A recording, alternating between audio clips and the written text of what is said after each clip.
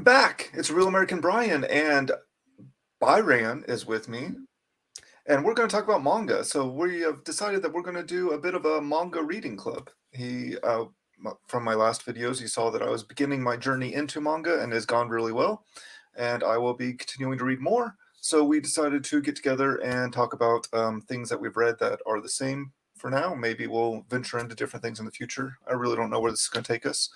But for now, on this one, we're going to be talking about Kaiju number 8. And we're going to be talking about, yes, all 6 volumes that are currently out in English. The 7th volume comes out in July, I believe. 7-Eleven, baby. Yes, look at that. It works out pretty well, and being the 7th volume as well. And I think from my reading, I saw that there were 9 currently out in Japan, with enough chapters to make a 10th one. So it's an ongoing series. It's doing well. The anime has been announced, and I believe it's coming out next year. So it's obviously pretty popular, and has a ton of downloads on the Shonen Jump app. I think it's like 400 million plus. Like, it's a pretty popular series. So I read through it, and I really liked it, so we're going to discuss it now. When we get into this, we will probably be discussing a lot of spoilers, so if that is going to bother you, then be warned. If you're okay with that, or if you've already read it, then join us as we dive into Kaiju number 8. So, Byran, where do we want to start? I want to start with just going over the early basics of it, a little synopsis, I guess. Yeah, like kind of the whole premise of it, I think, is a good place to start. I'll let you take that over. So, Kaiju number 8 takes place in Japan, where Kaiju, otherwise known as, your Godzillas, your Mothras, but pretty much all the Kaiju are evil. They vary in size. They have various classifications of Kaiju, of their threat level and things like that. And it's basically, the premise is there's a super elite fighting force. Each country kind of has their own, but this focuses on Japan, of people that fight the Kaiju. And we begin with our main character, Kafka, who is not an elite fighting force. He works as a Kaiju cleanup man who, once the Kaiju are slain, his job is to go dispose of the corpse, which obviously is huge. These things are multiple city blocks in size. And he's, I want to say he's in his late 20s, so he's a much older protagonist. Yeah, I believe he's 33. Nice. And he's kind of a big guy, but not, he's like kind of a big, strong guy that's gone a little bit to fat, so I kind of sympathize with him in that way. Heavy smoker. Yeah. Yeah, he had big dreams as a youth, but he's kind of at the point in his life where he's sort of given up on them, but at the same time still has them. And the whole concept of the cleanup crew I thought was really cool, because it's something that isn't really discussed a whole lot. I mean, it's like Marvel has its cleanup crew that's like barely mentioned ever. Yeah, it only really came up in Spider-Man with the Vulture. Yeah. Which I thought was great. I thought it was a cool premise where he was cleaning up the alien bodies. But I really liked when they got into the cleanup crew where, there was like the biology of the Kaiju, and they were cleaning it up, but learning about it at the same time and using that as, it's pretty neat. Well, and they're important for the entire ecosystem of the defense force, because all of the high-tech weaponry they use to slay the Kaiju are derived from Kaiju parts. Yeah, that was really cool. So they take different Kaiju parts and they work them into their weapons. And then if a member of the defense force is skilled enough, they can use those weapons and then have the strength of the Kaiju, which is really cool. And I like that Kafka's, what he's really great at is cleaning up the anus. He always gets assigned to clean up the anus. Yeah, that was a good one there. So reading the first volume, so from there, I guess something happens with the cleanup crew, and he ingests some of the Kaiju, I guess, and becomes like a human Kaiju hybrid himself.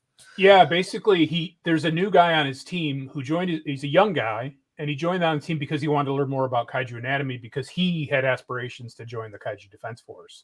So he's the new guy, and Kafka, which gives a hint, he doesn't seem like the kind of guy who'd be a protagonist, but he kind of sacrifices himself to try to save this Kaiju, and that's how he gets injured, and eventually in the hospital where he encounters this It's almost like a small kaiju bug parasite. That's how he gets it. It Yeah, and flies into his mouth. that happened really quickly. Yeah, So that when I was reading it, I actually you recommended it to me. It sounded like a cool idea. I saw the cover and some of the art. I bought it, and just started reading it without reading the synopsis on the back of the book.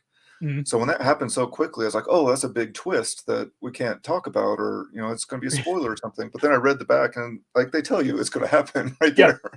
So, and I kind of wish they did. They didn't. I wish they would have done a little bit, like at least another volume of him just being in the cleanup crew because I found that oh, interesting. for sure, I think it could have gone 3 volumes of. Yeah, That's one of the like I don't.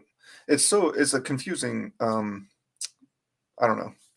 I think they could have slowed down a lot with the yeah. advancement of the story, but at the same time, I really appreciate the pacing of the story.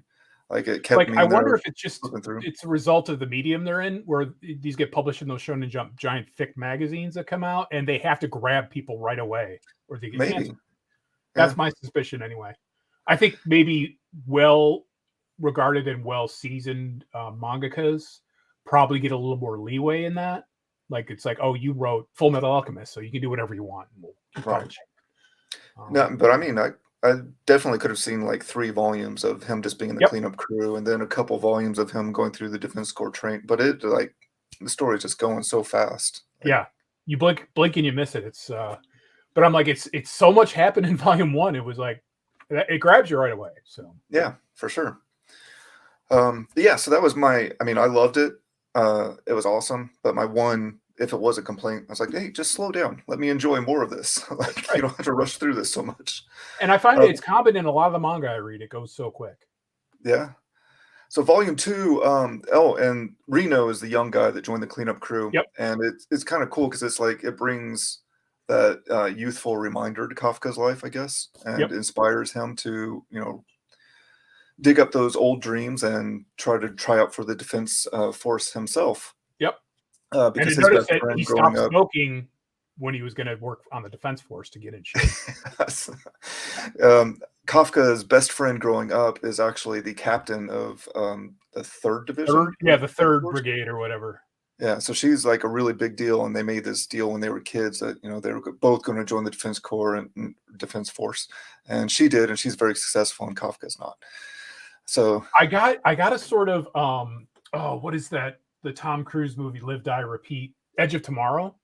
oh yeah, I got sort of a vibe of what's her name, married to John Krasinski, actress, I don't know. I'm horrible uh, with names. like a badass woman character, but it's not, it's not like a Mary Sue because there's a reason that she's able to do these feats. It's Yeah, because of technology. but it's really cool. So his goals are not only to make it into the Defense Force, which he's already like butting up against the age limit, so it's Mhm, like his last chance as he's going in. But he doesn't just want to join, but he wants to like excel enough to get up to her level, and she's like at mhm. the top. So that's pretty cool. But then like the second volume is Kafka and Reno joining the recruits to try to join the defense force and going through all the testing and different challenges and stuff they put them through. And I like that the first part of the entry exam is like a written exam, and he aces that. He's like, that's the easiest part. So I like that he's not dumb too. Right. Like he's not your typical big dumb big guy. He's smart enough to get past the intellectual part, but the physical part is where he gets into trouble. Yeah. And during that whole like we get introduced to Kikoru, I think is her name. The Yeah, Kokoro. Yeah, I called her overachiever alpha female, yeah. but also I like her. Like Yeah. that would typically be an off-putting character to me, but I dig her. She's awesome. Yeah, so she comes into the Defense Force, whatever we want to call it, training exam type thing, and she's like one of the favorites.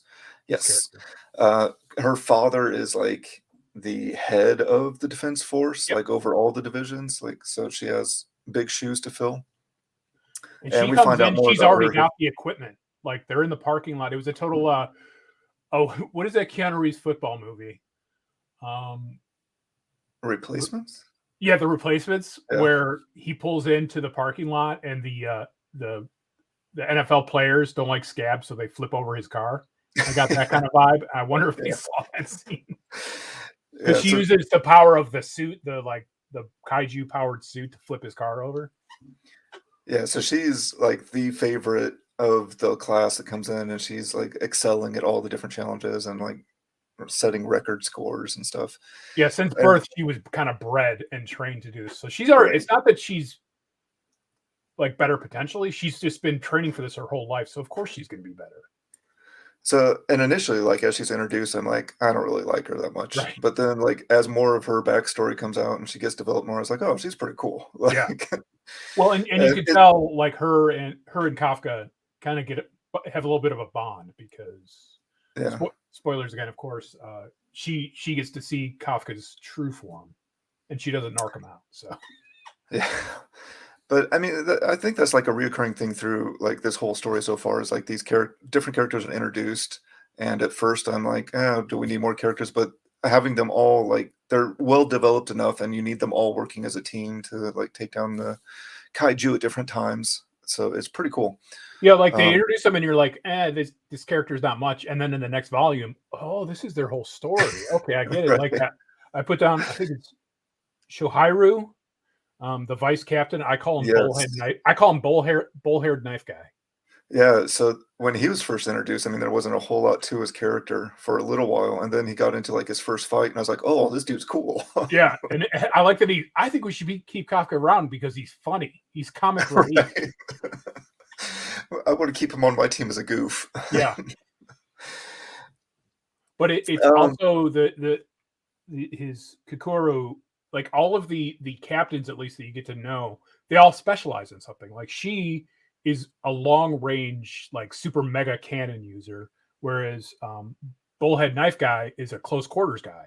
So yes. he specializes in taking out smaller kaiju, and she's more of Yeah, a bigger kaiju with her giant super weapon. yeah, which is really cool, and again, all these weapons are, like, from parts of different kaiju, so that Mhm. way they can and it has to be something that the user can actually, like, mesh with and use well. But having, like, the long range specialist and at first he didn't think that she was gonna bring him on, but she's like, "Yeah, I need someone that's gonna be close up too, and that's Yep. where you excel, so we make a good team." And that's kinda like this reoccurring theme through the whole thing is, like, complementing each other's weaknesses and making a Mhm. good team. Um, I think the first kaiju battle that, Kafka was in, when he wasn't using his kaiju abilities, like, he was able to show some of his old skills that he got during the cleanup crew and be like, "Oh, That no, was this is my where." favorite part, and I think it's gonna keep recurring from time to time where Yeah, he knows he's like, well, because basically when you put your kaiju fighting outfit on and weapon, you see what power potential you have. So like the super alpha girl is like at 20 something percent right away, which is super high for a recruit because even like the captains get to up to 40 to 50%. But Kafka puts it on and it's 0.0%. and So what then does he do? He's like, I know what I can do, and he runs after the one of the killed kaiju and starts cutting them up and seeing where the weaknesses are, or yeah, their core, which is the magic acorn, the small thermal exhaust port right below the main port. so him passing that information on allows him to be, valuable to the whole team, Yep. which is really cool. And this is another point where I felt like, again, it could have slowed down, like, we could have just had a couple volumes More, of just more this. fights, yeah. More like, hey, Yeah, this dog kaiju has this weakness, and this is where his core is at. right, and just have, like, them at that, like, beginner level where they're still Mhm. kinda learning things and, Kafka is trying to fit in because he is on the team as a goof at this point, and Yeah, Volume 2 almost felt like a montage because it was all yeah, condensed. yeah. And then, I think it's a little bit later, but Kokoro gets a giant axe weapon that Yes, makes her super awesome. Like, she just comes flying in and slice them all the way from mouth to belly button. They just go. Yeah, some of um, the action scenes are really well done in this. yeah, so much, but sometimes even those, like, it's so fast because it's like one panel of an attack, and I find myself like flipping backwards, Yeah, like, like okay, what happened? like I thought there was more to this, but no, you already killed it. Um, but it's just awesome. Like, so from there, as you would imagine, all the main characters make the defense force. Kafka as a goof, like he didn't qualify initially, And then but Kafka, Shishiro, who has to hide his kaiju form. This is what his kaiju form looks like. It's sort of like a bony exterior. He gets a little bit bigger, but he's still a roughly human size. but it's clear from the very first time he turns into him that he's one of the most powerful kaiju out there. Yeah. Like his power is immeasurable. So I think it's pretty early on. He does transform into that, and the public gets a hold of him, and that's where he gets labeled as Kaiju number 8, because they have like the most powerful kaiju are given numbers. Yep. So Kaiju number 6 was actually the one that killed Kikoru's mother, who was also herself a super accomplished captain of the Defense Force, like a legendary one. And his body was used. Was it her father that used? Her father used it to put it into his power fists. Yes, which is another awesome weapon. Right. But I think it's important to say, and another thing I wish they would have gone more in depth in is he was trying to be able to use just a little bit of the kaiju power, like the arms, to help lift stuff off. I'd like to have seen him do more of that, where he hides his kaiju and just turns partially to keep out of sight. Yeah, I would have liked to have seen more of that too. Like, definitely, just like slow down. Like, you could have had volumes and volumes of him working in the shadows amongst this, like hiding his abilities and stuff. Because once he's seen, then obviously he's a kaiju, and you assume that everyone's going to hunt him down and kill him and use him for weapons. Get into that I was curious about is 0.0%. Right, is his utilization level. Like, I thought, is that because he's got a kaiju with him? That's why he can't optimize the equipment.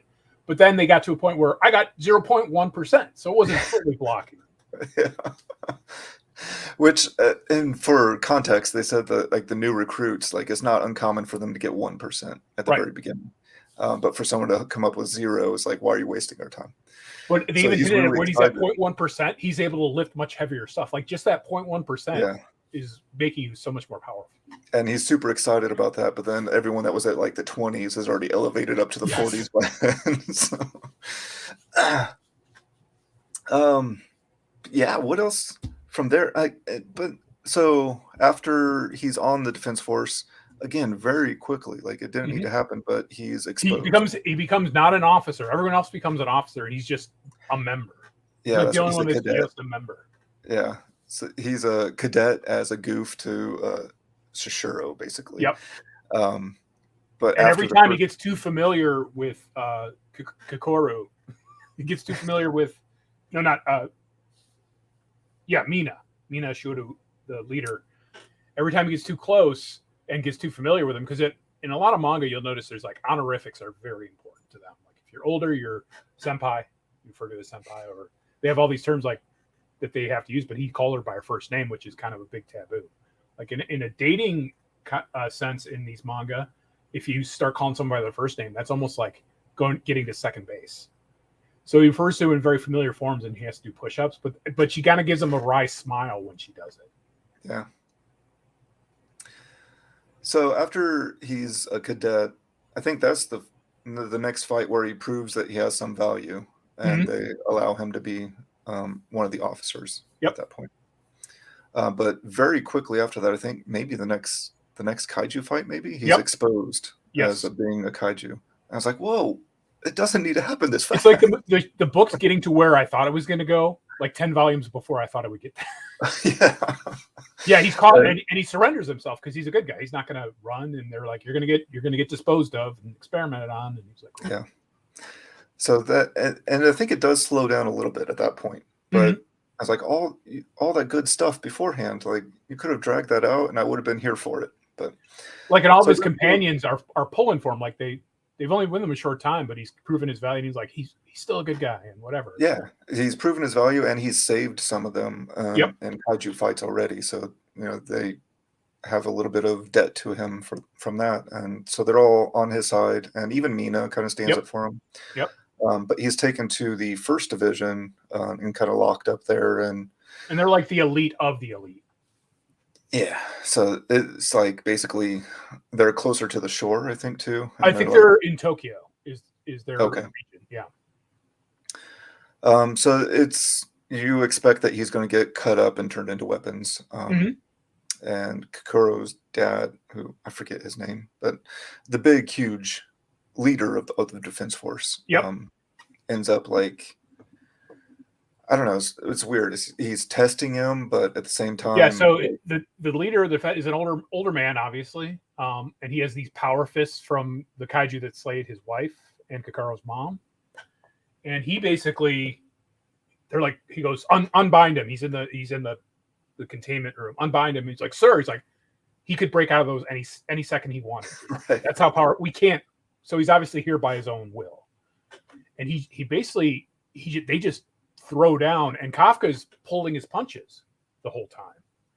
But the main guy is not. Yeah. Like he's trying to get the kaiju to come out. And it gets to the point where Kafka has to turn into the kaiju because he's going to die if he doesn't. Yeah. This guy's and he not does, but he still doesn't kill the old man. Yeah.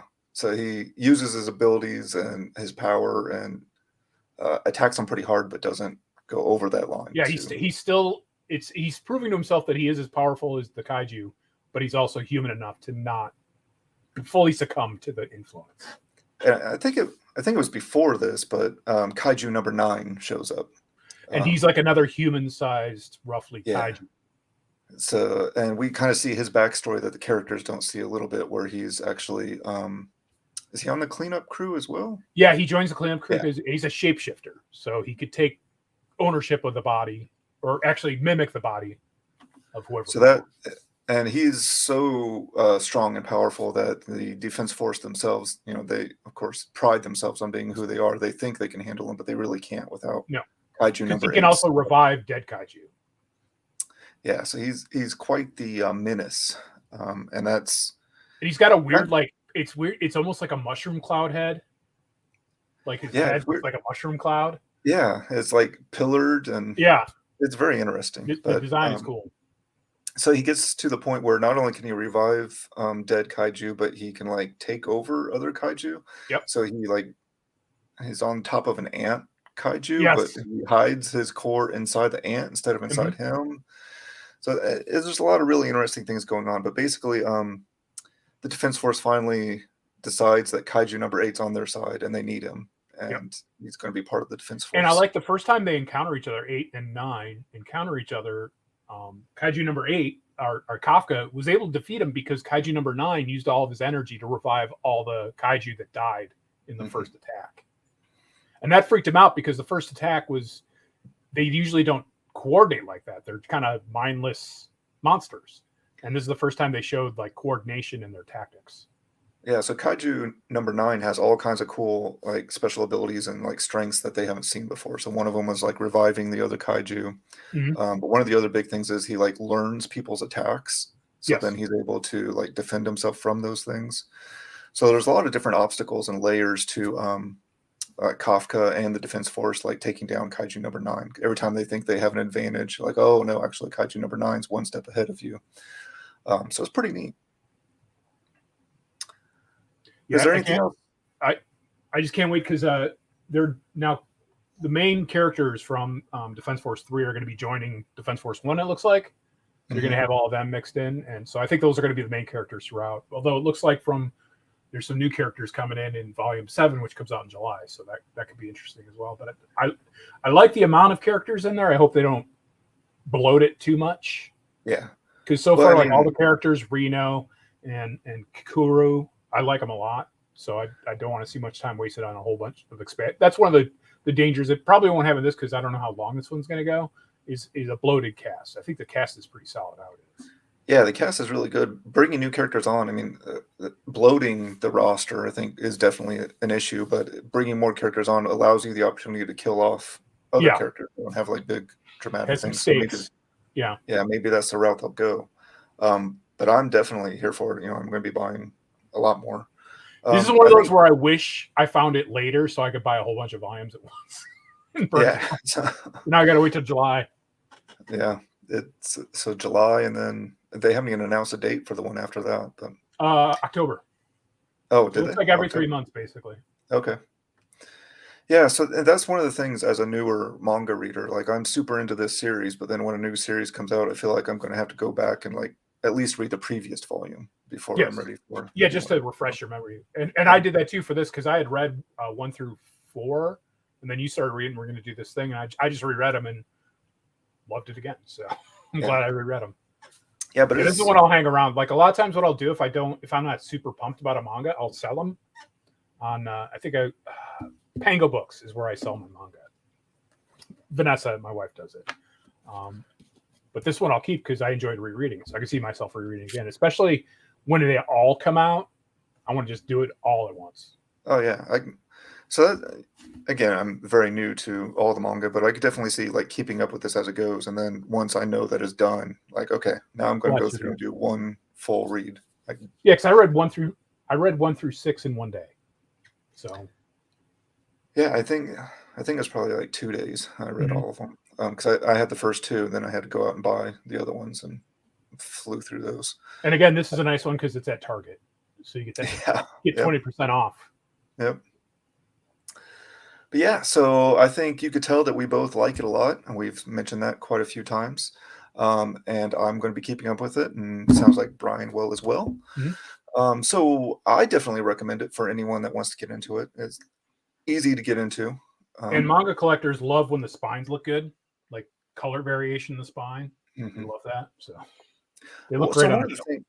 It's kind of like a offshoot of that, but that's a good comment I want to talk about. So one of the other series I'm looking at has like different story arcs that are defined. So this this is the prologue arc, is 4 volumes. This is whatever title that arc is. And I kind of wish that the spines would be the same color for a story arc. Yes. So then you can visually see, okay, that arc ends there. Then we go to this arc. I love there's every once in a while you get a volume where the volume number is slightly higher, and it just causes OCD people to flip out. I think they do it on purpose. So I have one that's driving me crazy. I don't know if it's just the publisher, but it's from Ablaze. But it's the chess one, Blitz. And the spine is upside down. So it's going to be different than all the other ones. And at first I was like, well, I'll just flip it the other way. But then the volume number is upside down. Yep. Everything else that's when you stack on top of the other ones horizontally.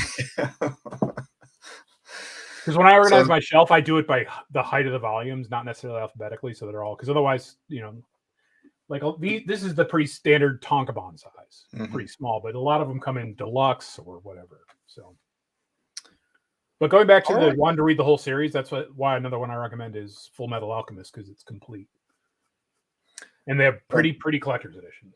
But they're still releasing the pretty collector ones, right? Those are still coming out. They're all out. They're all available. Oh, are they? Okay. All right. Well, this was fun. I think we will be doing this again. I don't know what we're going to be covering yet, but I don't know. If you're not subscribed to the channel, subscribe so you don't miss out it and find out what we cover then. But thanks for being on, and I look forward to reading more manga. Awesome.